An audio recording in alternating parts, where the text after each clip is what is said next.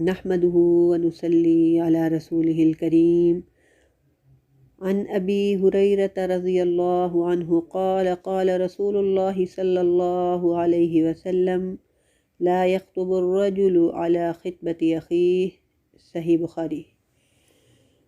حضرت ابو ہریرہ رضی اللہ تعالی عنہ سے مروی ہے کہ نبی کریم صلی اللہ علیہ وآلہ وسلم نے فرمایا، کوئی شخص اپنے مسلمان بھائی کے لیے پیغام نکاح پر اپنا پیغام نہ بھیجے۔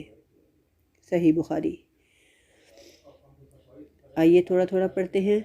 عن ابی ہریرہ، حضرت ابو ہریرہ سے روایت ہے، رضی اللہ عنہ، اللہ ان سے راضی ہو، قال، انہوں نے کہا، قال رسول اللہ صلی اللہ علیہ وسلم، رسول اللہ صلی اللہ علیہ وآلہ وسلم نے فرمایا، لا یخطب، نہ پیغام نکاح دے، الرجل، کوئی آدمی، علی خطبتی، پیغام نکاح پر، اخیہ، اپنے بھائی کے۔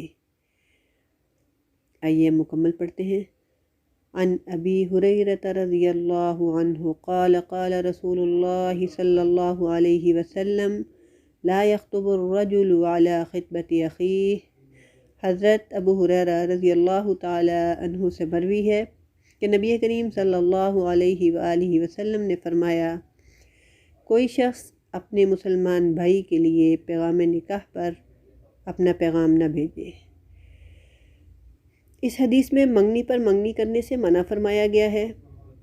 اگر پیغام نکاح دینے والے کو معلوم ہو کہ کسی دوسرے شخص کا پیغام آنے والا ہے جس کے ساتھ لڑکی والا بصد شکریہ نکاح کر دے گا، تب بھی اپنا پیغام نکاح دینا منع ہے، جب تک واضح طور پر پتہ نہ چل جائے کہ ان کا معاملہ ختم ہو گیا ہے۔ جب معاملہ ختم ہو جائے تب ان کو نکاح کا پیغام دے دینا چاہیے، ورنہ پیغام نہیں دینا چاہیے۔ اسلام نے ایک دوسرے کو جسمانی یا روحانی تکلیف دینے کو حرام قرار دیا ہے، اور مسلمانوں کے آپس میں جو حقوق بتائے ہیں ان میں سے ایک یہ بھی ارشاد فرمایا ہے کہ مسلمان کی ہمدردی اور خیرخواہی کرے، اس کے سامنے بھی اور اس کے پیٹھ پیچھے بھی۔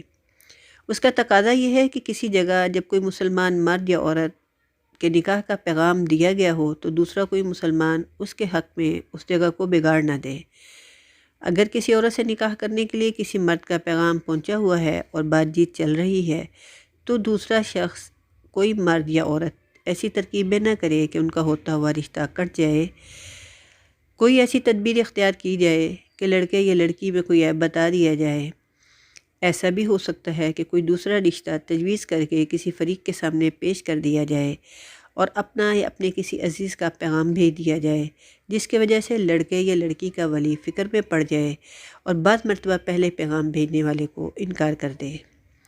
نبی کریم صلی اللہ علیہ وآلہ وسلم نے نصیحت فرمائی ہے کہ جب کسی کے نکاح کی بات چل رہی ہو تو اس جگہ اپنا پیغام نہ بھیجو، بلکہ انتظار کرتے رہو اور دیکھو کہ بات چلتی ہے یا ختم ہوتی ہے۔